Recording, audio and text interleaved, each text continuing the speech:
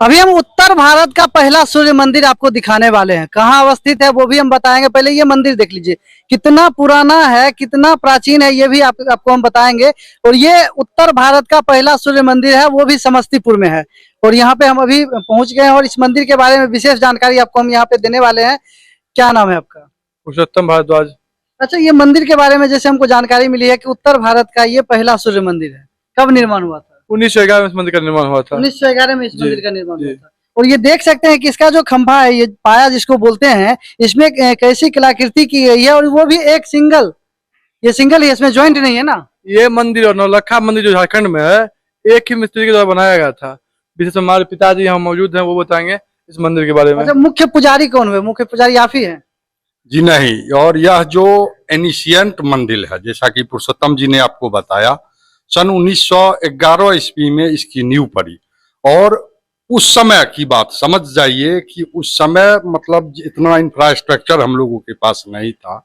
बावजूद जो नक्काशी आप देख रहे हैं, और जैसा कि प्रोफेसर साहब यहाँ उपलब्ध हैं, तो इनके पिताजी स्वर्गीय, हम लोग मतलब आज भी उनका नाम जब स्मरण करते हैं तो अपने आप में एक अनुभूति महसूस होती है। तो उनके सानिध्य में जब रहने का अवसर मिलता था तो अक्सर हम लोग पूछते थे, बाबा कहते थे, तो बाबा आप बताइए। तो वो कहते थे कि उस समय बैलगाड़ी से इस पत्थर को लाया गया था। और अभी आप झारखंड में जहाँ रावणेश्वर, कहाँ से ये पत्थर है?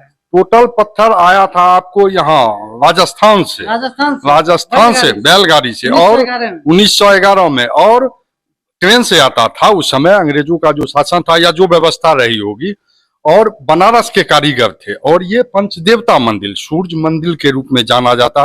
यहाँ आप देख रहे होंगे सामने में राम दरबार है, इधर हमारी ओर देख रहे हैं, इधर भगवान गणेश हैं, इधर मैया पार्वती, महादेव हैं।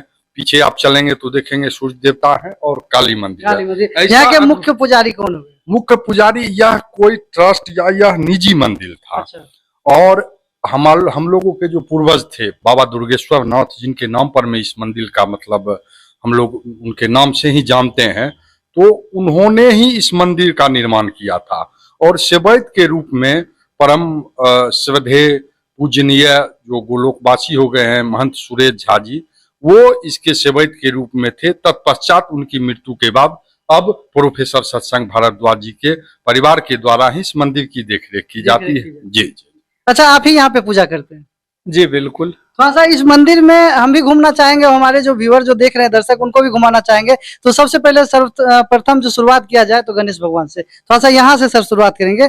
और थोड़ा सा जानकारी भी आप देते जाइए। जो ये जो पत्थर है, ये पत्थर जो है कहाँ से लाए थे, कहाँ से मंगवाया गया था? जैसे आपको तो पता होगा ना। ये सभी पत्थर राजस्थान से लाए जाते थे, और उस समय शायद पटना के आसपास कोई स्टेशन था, वहां पर में पत्थर उतारा जाता था और वहां से बैलगाड़ी से पत्थरों को लोड करके लाया जाता था। और सारे शिल्पकार जो थे यहीं बैठ के शिल्प किया उन्होंने। और जितनी भी कढ़ाई है, जितने भी बेल बूटे हैं, सब उन्होंने छेनी और हथौड़ी के माध्यम से केवल इस कार्य को पूरा किया। मतलब पूरा मंदिर आप पहले देख लीजिए सर। ये जैसे ये मंदिर मुख्य मंदिर हो गया ना।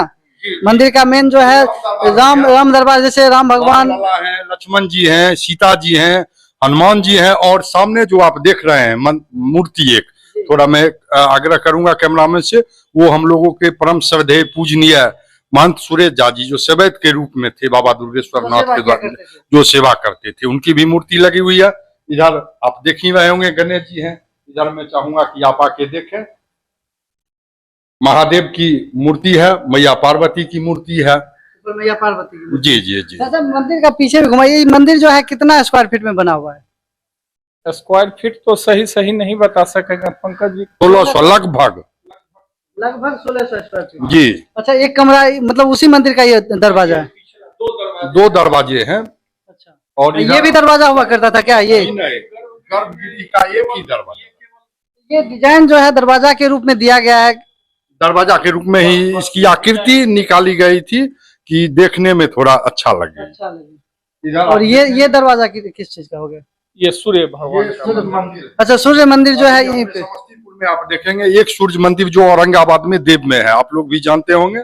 और वो सूर्य मंदिर में ठीक मुझे वहां जाने का मौका मिला था, तो मैं वहां की भी मूर्ति को देख रहा हूँ। और अपने यहाँ की भी कैमरामैन से रिक्वेस्ट होगा कि थोड़ा आप जूम करके लें और ठीक इसी टाइप का मूर्ति सूर्य भगवान का ये अकेला मूर्ति है यहाँ, अकेला खास मूर्ति। करके समस्तीपुर जिले अच्छा, में। जैसा कि बताया गया था कि इस मंदिर का निर्माण जो कारीगर किए थे वही कारीगर झारखंड में जाके वहां भी नौलखा हाँ, मंदिर नौलखा मंदिर का भी निर्माण वही कारीगर वही किए। किए थे। हाँ, हम लोगों को जहाँ तक जानकारी है कि इस मंदिर का निर्माण और उसका निर्माण दोनों बराबर हुआ था। उससे जुड़ी एक कथा आती है कि उसके बाद अंग्रेजों ने उस शिल्प को देखा और अंग्रेजों ने उस शिल्प से इतना ज्यादा उनको शौक लगा कि केवल छेनी हथौड़ी से इतना बढ़िया शिल्प करने वाला कारीगर है, यह तो अंग्रेज है नहीं, तो उन्होंने उसकी बाजुएं कटवा दी थी।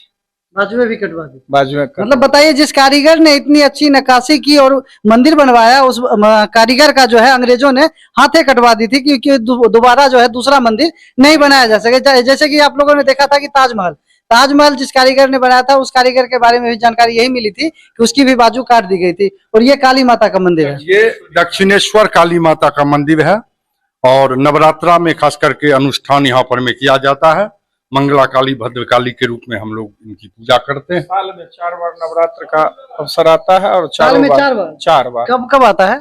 एक शारदीय नवरात्र, एक जो अभी होगा आपका ये आश्विन में, और 4 इस तरह से होते हैं। हम लोग करते हैं शारदीय नवरात्रि करते हैं। जी जी जी। तो जैसा कि आप लोगों ने ये मंदिर देखा और हम चाहेंगे कि आप पूरा ही देखिए और बाहर से भी हम आपको दिखाने का प्रयास करेंगे।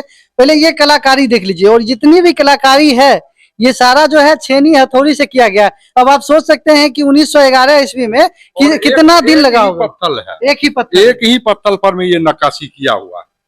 और एक पत्थर में पाया बनाने में, इतना नक्काशी करने में कितना समय लगा होगा, ये आप अभी का जमाना छोड़ दिए, उस दौर में जाके सोच सकते हैं। एकदम ध्यान लगाइए, जब 114 वर्ष और अभी तक ये मतलब बिल्कुल सुरक्षित है। बिल्कुल सुरक्षित है। और यहाँ देखिए एक डिजाइन यहाँ भी है दरवाजे का, और देखिए ये भी दरवाजा का ही डिजाइन दिया गया, लेकिन दरवाजा है नहीं। जी नहीं, ये डमी है और शो ऑफ के लिए दिया गया है। एक नक्काशी के तर्ज पर आप कह सकते हैं, नक्काशी के तौर पर है, नक्काशी के तौर पे। तो ऐसा मंदिर देखे हैं कभी? हमको तो लगता है कि सूर्य मंदिर उत्तर बिहार का ये प्रथम मंदिर है। और जो अभी सर ने बताया कि 100 वर्ष पूर्व यानी 1911 में इसका निर्माण हुआ, 114 वर्ष हो गया। और आप सोचिए कि 1911 में इसका निर्माण हो रहा होगा तो किस तरह से निर्माण हो रहा होगा, क्योंकि जो शिल्पकार होंगे कोई साधन व्यवस्था तो रहता नहीं था, बैलगाड़ी पर लाया गया होगा। और निर्माण करने में मेहनत, समय, और जिस तरह से इसका आज भी निर्माण हो चुका और ये भव्य मंदिर नजर आ रहा है, उसको धरोहर घोषित कर देना चाहिए। और सरकार को इस पर ध्यान देना चाहिए कि ऐसे ऐसे जगह पर हमारा ये धरोहर है। और प्रथम सूर्य मंदिर उत्तर बिहार का ये है। 13 साल का समय लगा इसके निर्माण में। 13 साल के अवसर के बाद 1911 में इसकी विधिवत जो है पूजा अर्चना शुरू हुई। 13 वर्ष बाद। 13 वर्ष। तो ये मंदिर आपने देखा, और इस मंदिर के बारे में आपकी क्या प्रतिक्रिया है, हमारे कमेंट बॉक्स में अवश्य बताएं।